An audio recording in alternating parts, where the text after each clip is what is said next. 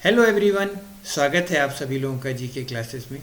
Last video में हमने देखा कि जब कोई चार्ज मैग्नेटिक फील्ड में मूव करता है तो उस पर मैग्नेटिक फोर्स लगता है। उसी तरीके से जब किसी करंट कैरिंग वायर को मैग्नेटिक फील्ड में रखा जाता है तो उस पर भी मैग्नेटिक फोर्स लगता है। आज के इस वीडियो में हम यही एक्सप्लोर करेंगे। तो चलिए शुरू करते हैं। सपोज किसी रीजन में मैग्नेटिक फील्ड एरो की डायरेक्शन में है और एक वायर जिसमें करंट I है इस मैग्नेटिक फील्ड के परपेंडिकुलर रखा है और वायर का लेंथ L है। हम जानते हैं कि किसी इलेक्ट्रिक सर्किट में current due to electron drift velocity flow करती है और इलेक्ट्रॉन के ड्रिफ्ट वेलोसिटी का डायरेक्शन करंट की डायरेक्शन के अपोजिट होता है।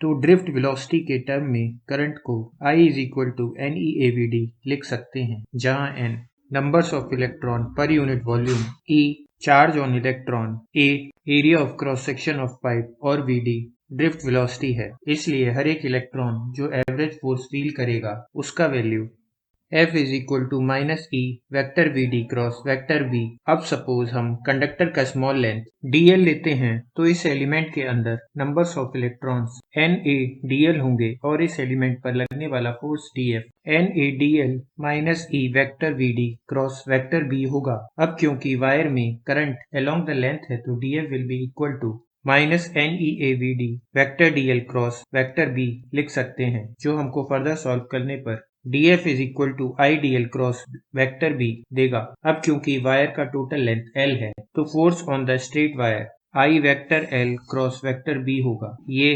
मैग्नेटिक फील्ड में रखे स्ट्रेट वायर जिसमें करंट I है उस पर लगने वाले फोर्स का फॉर्मूला है। चलिए इस पर बेस्ड एक क्वेश्चन करते हैं। क्वेश्चन है कि एक मेटेलिक रॉड जिसका mass per unit length 0.5 kg metre inverse है एक स्मूथ इंक्लाइंड प्लेन पर है जो हॉरिजॉन्टल से 30 डिग्री का एंगल बनाता है, और क्वेश्चन में पूछा गया है कि अगर 0.25 टेस्ला की मैग्नेटिक फील्ड वर्टिकल डायरेक्शन में लग रही है तो किस करंट पर रॉड स्टेशनरी रहेगी। ये क्वेश्चन नीट 2018 में आया था।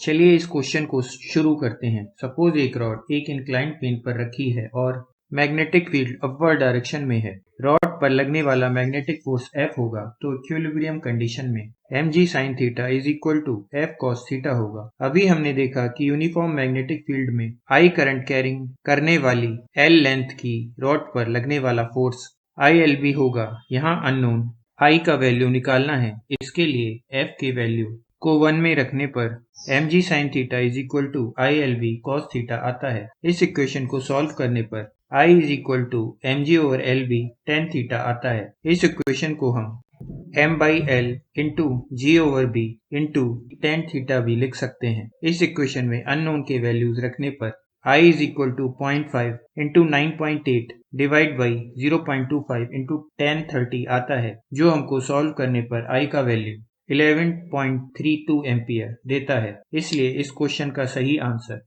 D है। अगले क्वेश्चन में पूछा है कि अगर एक स्ट्रेट वायर जिसका लेंथ 0.5 मीटर है और उसमें से 1.2 एम्पियर का करंट फ्लो कर रही है तो ये वायर 2 टेस्ला की मैग्नेटिक फील्ड के परपेंडिकुलर है, तो हमको वायर पर लगने वाला फोर्स निकालना है और कुछ ऑप्शन दिए हैं। ये क्वेश्चन CBSE AIPMT 1992 में पूछा गया था। चलिए इस क्वेश्चन को अटेम्प्ट करते हैं। हम जानते हैं कि L लेंथ के कंडक्टर जिसमें I करंट फ्लो कर रही है उसको मैग्नेटिक फील्ड B में रखने पर force I vector L cross vector B लगता है। इसको हम ILB sin थीटा भी लिख सकते हैं। इस इक्वेशन में नोन के वैल्यूज रखने पर 1.2 इंटू 0.5 इंटू 2 sin 90 आता है, जिसको सॉल्व करने पर 1.2 न्यूटन आता है। इसलिए इस क्वेश्चन का सही आंसर B है। आज के लिए बस इतना ही। मिलेंगे आपसे नेक्स्ट वीडियो में। तब तक के लिए जय हिंद, जय भारत।